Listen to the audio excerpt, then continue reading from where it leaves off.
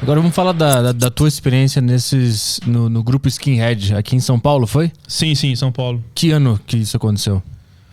Bom, no meu caso específico, eu sempre gostei muito de sociologia, né? Sempre fui um cara... Eu acredito assim que...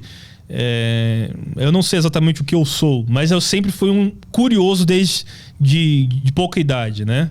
Isso se deu muito também até pela minha condição familiar, né? Pelo fato do meu pai ser estrangeiro, eu recebia uma cultura em casa por parte do meu pai que era diferente da cultura que eu tinha na escola, que eu tinha em outros lugares, até embora tenha suas semelhanças, a cultura espanhola e brasileira e tal. O teu pai era espanhol? Meu pai é espanhol e imigrante espanhol, e ele me contava essas coisas, eu recebia por lado dele essa cultura espanhola também, e ele me contava muitas histórias do meu avô, né, meu abuelo, que lutou na Guerra Civil Espanhola do lado dos fascistas. Meu avô lutou do lado dos fascistas, não que ele fosse um fascista, mas ele foi obrigado a servir ali no exército nacionalista do general Franco, né? General Francisco Franco, lutou na Batalha de Saragoça, de Teruel e tudo mais, foi ferido em combate e tal. E eu ficava encantado com essas histórias que meu pai contava, né? E aí, quando eu cheguei no ensino médio, eu fui para um colégio central, né? Eu estudava no centro de São Paulo, e aí eu conheci uns caras que eram punks, tinha uns caras que era careca e tal. Era um colégio assim que vinha gente de São Paulo inteiro, um colégio grande. A vida inteira eu estudei em colégio de bairro, né? Mas quando eu fui para um colégio central, assim, que tinha gente de São Paulo inteiro, aí eu tive contato realmente com uma realidade que era não era tão provinciana como aquela que eu tinha, né? E os caras curtiam ideologia, alguns falavam de integralismo, assim, muita coisa de moleque, né? E eu falava, pô, legal, os caras falam a mesma língua que eu falo, né? Porque eu curtia as histórias do meu avô e tal. E eu comecei a conversar com eles lá, contando... meu avô lutou na guerra, legal, não sei o quê. A gente descobriu que a gente tinha um assunto em comum, né? E eles eram garotos que nem eu. Eu tava no segundo ano do ensino médio, né? Eu tinha 16 anos. Só que a gente, depois da aula, eu não voltava pra casa. Eu saía de manhã, estudava de manhã, ia lá pro centro e ficava lá no centro e chegava em casa às 11 horas da noite. E minha mãe queria me matar, né? Meus pais queriam me matar. E eu ficava, o dia inteiro pra rua. E você já viu como é que é, molecada, o dia inteiro pra rua aprontando, acaba conhecendo e fazendo coisa que não presta, né? E eu, por ter colegas, tanto do universo punk, quanto do universo skinhead e careca, enfim, de todos esses grupos, a gente frequentava muito a galeria do rock, ia para aqueles lados lá, e a gente acabou conhecendo os verdadeiros skins mesmo, de verdade, né? E os caras tentavam seduzir a gente. Só que, de certa forma, os caras tinham um pouco de medo, né? Porque a gente era tudo menor. Então eles sabiam que se eles chamassem a gente... Se a polícia chegasse lá, seria corrupção de menores, né? Mas esses verdadeiros skins que tu falou eram os jamaicanos? Não. Já eram os politizados mesmo. Quando eu digo verdadeiro, nesse caso, os caras faziam parte dos grupos mesmo. Que a gente não fazia parte, a gente era molecada de colégio. Os caras faziam parte das organizações mesmo, políticas mesmo, né? Entendi. E aí a gente conheceu na época, era o Front 88, né? Esse número 88 é por causa do HH, Hitler, né? E os caras do Front 88, os carecas do subúrbio, que já estavam em decadência também. E nessa época eles promoveram uma união. Aí o Front 88 deixou de ser Front 88 e virou Front Skinhead. E se uniu com o Front... Se uniu com os carecas do subúrbio e os carecas do ABC. E eles formaram uma frente única de nacional-socialista, que são os neonazistas, e os nacionalistas, né? Que são os carecas, né? E aí você tinha uns caras com suástica andando junto com os caras filho de nordestino, negro, assim. Só que como todos eles eram anticomunistas, então todos eles estavam bem, né? Entendi. E você tinha, inclusive, caras que eram pardos e negros que se diziam nazistas e os caras aceitavam. É Brasil, né, cara? Sketch do Dave Chappelle, aquela. Aqui... Do supremacista branco negro, já viu essa? Sim, tinha, tá cheio. Pô, eu mesmo tenho... Meu pai é estrangeiro, europeu, mas minha mãe é brasileira. Minha avó, mãe da minha mãe, era parda, cara. Então, assim, é uma coisa assim, o Brasil tem disso, né, cara? A gente importa as ideias, os movimentos e, sabe? E aí, beleza. Aí a gente saía com tudo isso e tal. E eu acabei presenciando algumas coisas e tal. Só que eu nunca integrei aos grupos. Eu acompanhava esses grupos como, sei lá, como um amigo da casa, um amigo do grupo, mas nunca cheguei a participar de fato mesmo, né? Mas que tipo de coisa tu presenciou que tu falou?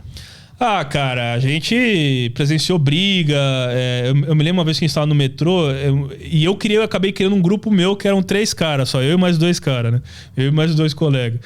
E a gente também queria lá, moleque. Eu ia com soco inglês no bolso, andava com uma faca de cozinha na bota. Eu pegava essas facas de cozinha mesmo, sabe? De Tramontina aí. Eu ia de coturno pra escola, colocava a faca na bota. Aquelas coisas de moleque idiota, né?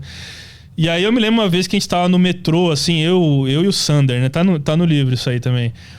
E aí entrou uns punk lá, não sei o quê, e os caras estavam na mochila, tava com aquele A estilizado da anarquia, né? Uhum. E os caras entraram assim, viram que a gente tava com umas camisetas verdes, com bandeira do Brasil, e os caras tudo com um negócio de punk, assim, já começou aquele olhar assim. E esse amigo meu, esse colega meu da época, assim, chamava Alex, a gente chamava ele de Sander, né? Que inclusive hoje é comunista, né? Vou pra você ver como é as coisas.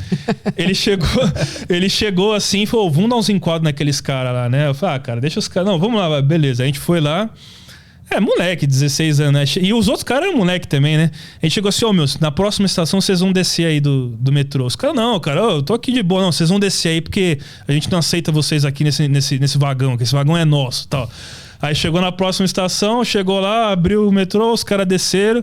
Aí na hora que fechou o metrô foi embora, a gente ficou mostrando o dedo do meio pros caras, dando risada, sabe? Eram essas coisas de moleque, assim, né? Nunca cheguei a cometer um crime, nunca cheguei a fazer, nem agredir, assim. Já fui agredido, né? Uma vez eu tava na galeria, sozinho, né? Olha que perigo, andando sozinho lá, eu já tinha uns 17, quase 18 na época. E tinha uma loja na galeria, né? Já teve uma loja muito famosa que era Punk Rock Discos, da época do Clemente e tal. Mas tinha uma loja que era a Hatred, que era a loja da Soninha, inclusive, né?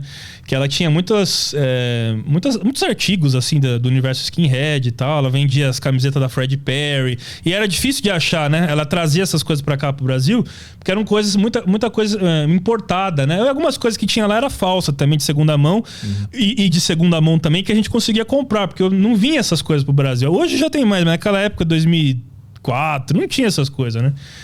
Aí eu tava lá, aí eu cheguei lá e falei: pô, quando vocês eles faziam tatuagem lá também. Quando vocês fazem tatuagem aí? Aí tinha um cara que tava desenhando uma bandeira do Brasil, assim, no outro, assim. Eu lembro, o cara tava tatuando a bandeira do Brasil, assim. Aí eu falei assim: vocês fazem tatuagem aí, quanto vocês cobram, né? O cara: você tem 18? Eu falei: tenho. Não tinha, né? Mentira, né? E eu tava com uma mochila, de novo, sempre essas coisas. Eu tava com uma mochila com uma cruz celta, né? Que é um símbolo dos nacional-socialistas e tal. Aí chegou um cara lá, um cara já que devia ter uns 40 anos, cara de barba branca quase já. Chegou lá pra mim e falou: e essa cruz celta aí, mano? Você é white? Falou assim pra mim, né? Eu falei: não, eu só curto algum som, algumas bandas. Mas você não tá no Brasil, cara? Você não é brasileiro?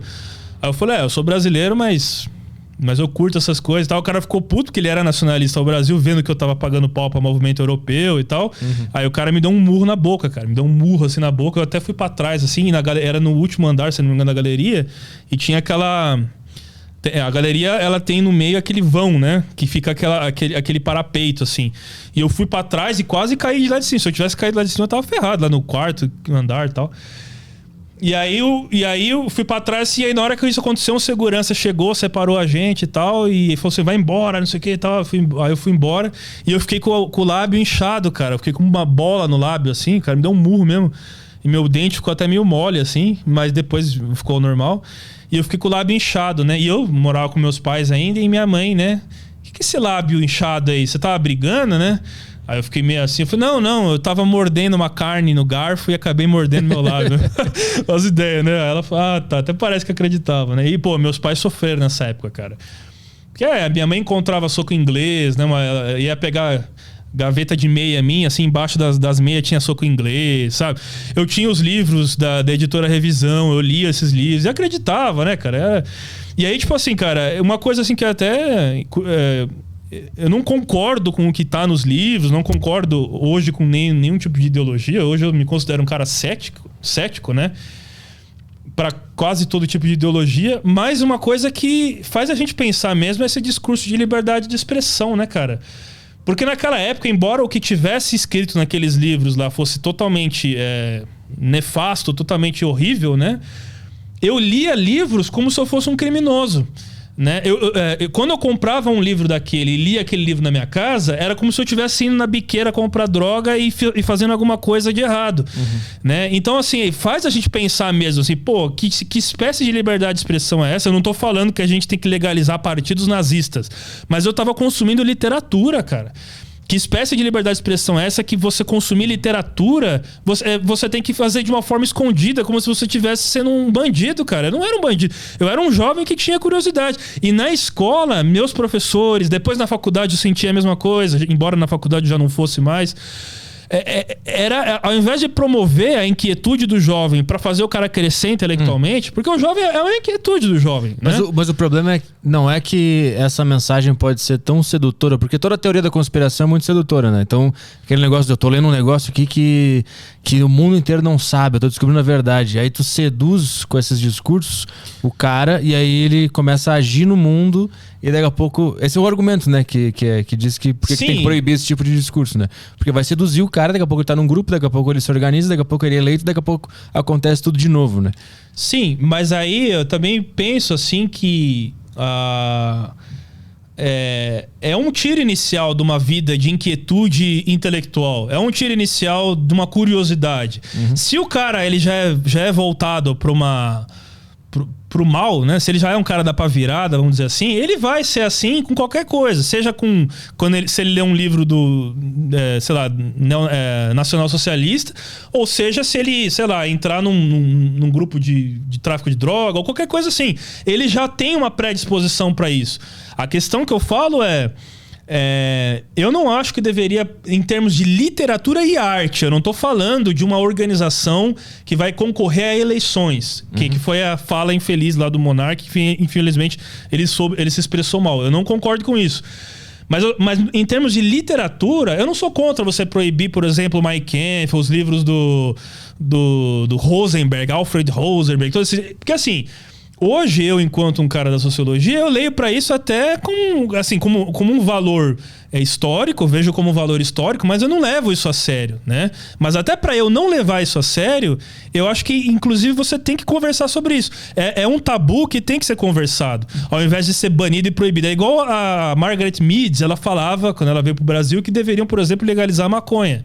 Porque ela falava que talvez se fosse melhorar muito o problema do início do vício de drogas entre jovens e tudo e tal. É um assunto muito complexo.